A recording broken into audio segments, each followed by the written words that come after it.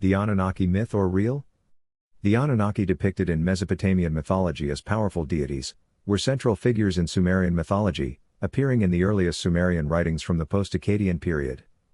The Sumerians lived in Mesopotamia from around 4500 to 1750 BCE.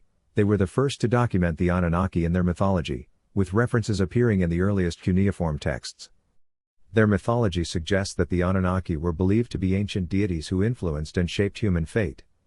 They were often described as descendants of An, the sky god, and Ki, the earth goddess, and were often associated with Enlil, the god of air, who separated heaven and earth, with their primary role being to decree the destinies of humanity. However, since mythology often blends history with legend, it's difficult to pinpoint exactly how long the concept of the Anunnaki existed before being recorded in cuneiform texts. Some scholars suggest that these deities were part of oral traditions for thousands of years long before they were inscribed on tablets.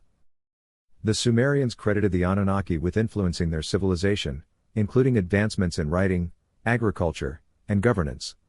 In artistic depictions, Mesopotamian gods, including the Anunnaki, were typically anthropomorphic, meaning they had human-like forms but were often portrayed as larger-than-life beings with extraordinary powers. They wore horned caps, a symbol of divinity, and were sometimes adorned with elaborate gold and silver ornaments. The Sumerians believed that their gods radiated a mysterious aura called Malam, which covered them in a terrifying splendor. Later, different Mesopotamian cultures adopted the Anunnaki myth. The Akkadians and Babylonians expanded upon Sumerian beliefs, incorporating the Anunnaki into their own religious traditions.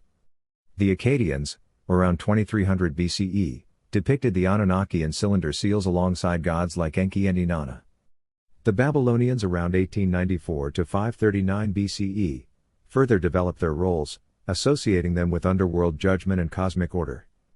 In Babylonian texts, the Anunnaki were divided into 300 gods of the heavens and 300 gods of the earth, under the authority of Marduk. In other myths, they were associated with the underworld, acting as judges of the dead. The concept of the Anunnaki influenced later civilizations and cultures, including the Assyrians and Persians, though their roles became more symbolic. The Anunnaki share intriguing similarities with deities from other ancient pantheons, though each civilization had its own distinct mythological framework. Here are some notable comparisons.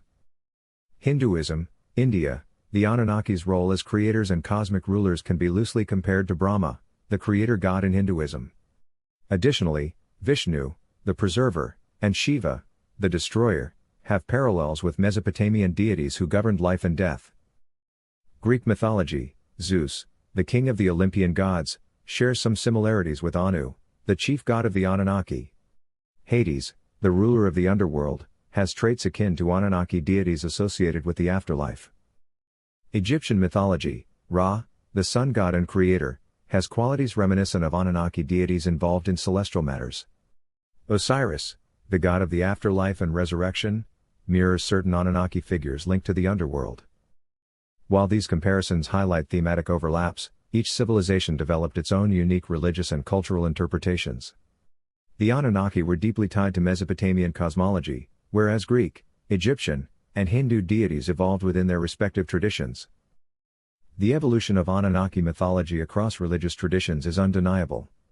Their influence can be seen in various spiritual narratives, shaping ideas about divine rulers, cosmic order, and human destiny.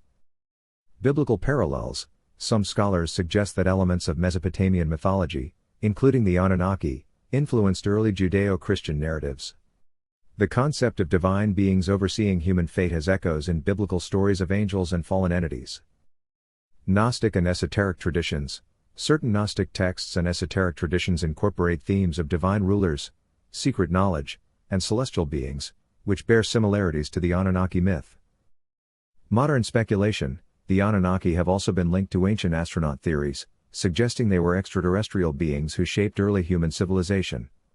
While this remains speculative, it has fueled discussions about the origins of religious thought. Conclusion. The Sumerians wrote about the Anunnaki and their interaction with man as if they had existed. Unfortunately, it was passed down by oral tradition for millenniums before it was written on cuneiform tablets. The earliest creation story, including the creation of man, was documented by the Sumerians in the Eridu Genesis, also called the Sumerian Creation Myth or Sumerian Flood Myth, written early in the second millennium BCE. We know that stories become distorted as they are passed from one individual to another and worse from one millennium to another. As an example, less than 1,000 years later, the Enuma Elish, considered one of the oldest written creation stories, was written across 7 cuneiform tablets that were copied by ancient Assyrians and Babylonians, with some scholars suggesting it could be as early as 1800 BCE or as late as 1100 BCE. It had already been expanded compared to the Sumerian account, names were changed and more gods were added. So we have no way of knowing how much is myth, or if any of it is true, but based on the influence the Anunnaki stories have had on mankind, I'm inclined to believe they did exist. It was a time that many ancient stories in different cultures refer to as when the gods walked among men. But to what extent were they involved in our creation and evolvement we'll probably never know, unless they return someday.